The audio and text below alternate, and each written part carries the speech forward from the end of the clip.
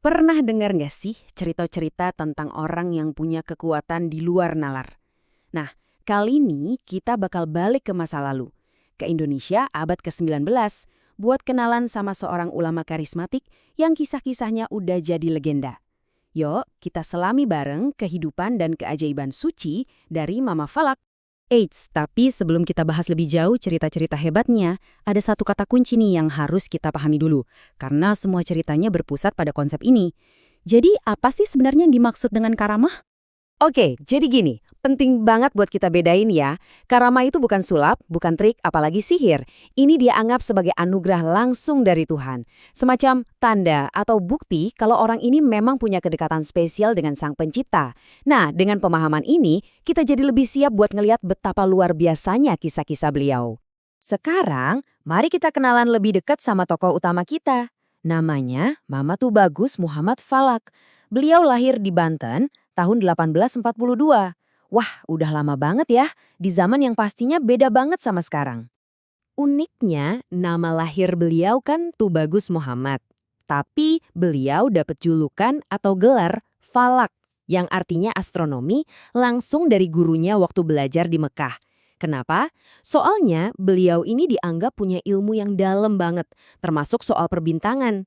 Ini nunjukin kalau beliau emang bukan ulama biasa, tapi seorang cendekiawan yang ilmunya diakui. Nah, karena ilmu dan kesolehannya yang luar biasa itu, para pengikutnya percaya kalau beliau ini udah mencapai tingkatan spiritual yang sangat tinggi. Statusnya adalah sebagai waliullah, yang artinya sahabat Allah. Jadi semua kisah keajaiban atau karomah yang terjadi, itu dianggap sebagai bukti dari status sucinya ini.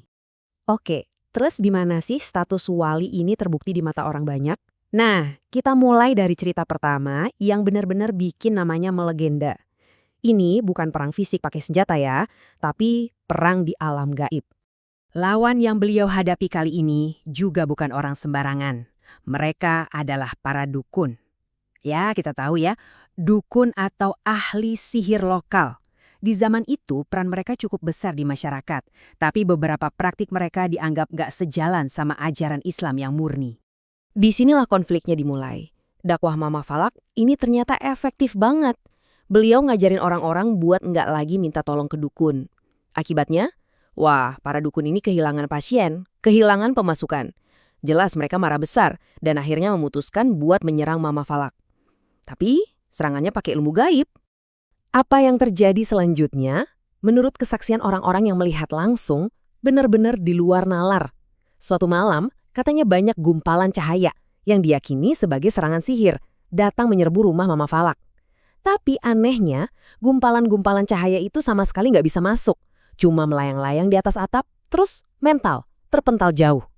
Buat masyarakat, ini jadi bukti yang nggak terbantahkan. Kekuatan spiritual Mama Falak jauh di atas mereka.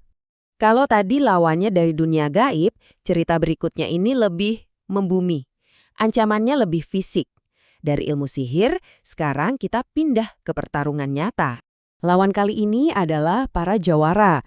Gampangnya ya semacam jagoan kampung atau preman gitu deh. Orang-orang yang disegani karena kekuatan fisiknya, karena jago berantem. Mereka ini merasa keganggu, soalnya ajaran Mama Falak juga menentang kebiasaan mereka, kayak judi dan mabuk-mabukan. Jadi, di sini kita lihat ada pertarungan antara dua kekuatan yang beda banget. Di satu sisi, ada para jawara yang ngandalin otot dan intimidasi. Di sisi lain, ada para santrinya Mama Falak.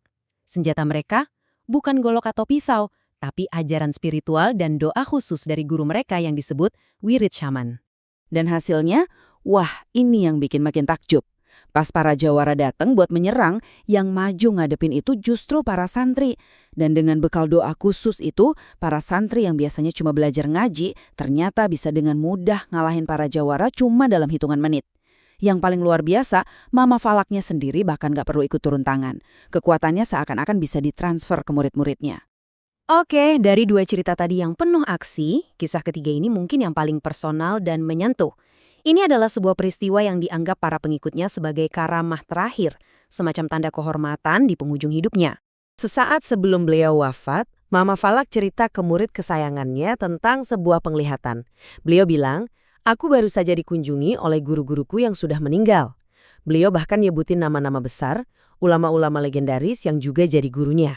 Rangkaian kejadiannya ini yang bikin merinding. Coba bayangin ya, satu malam beliau cerita tentang kunjungan para guru sucinya itu.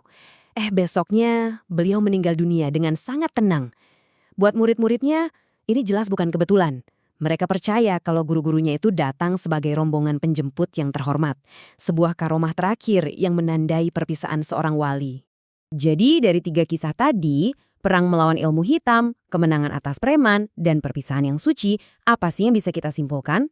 Bagaimana semua ini membentuk sebuah warisan yang terus hidup sampai sekarang?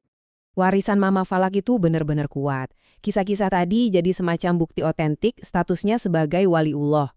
Beliau jadi sosok pelindung spiritual yang bisa melawan kekuatan gaib maupun kekerasan fisik. Ajarannya yang didukung sama bukti kekuatan nyata terus jadi inspirasi. Gak heran kalau beliau jadi ikon budaya dan spiritual yang gak bisa dilupakan, khususnya di Banten. Nah, kisah Mama Falak ini pada akhirnya bikin kita mikir lebih dalam ya.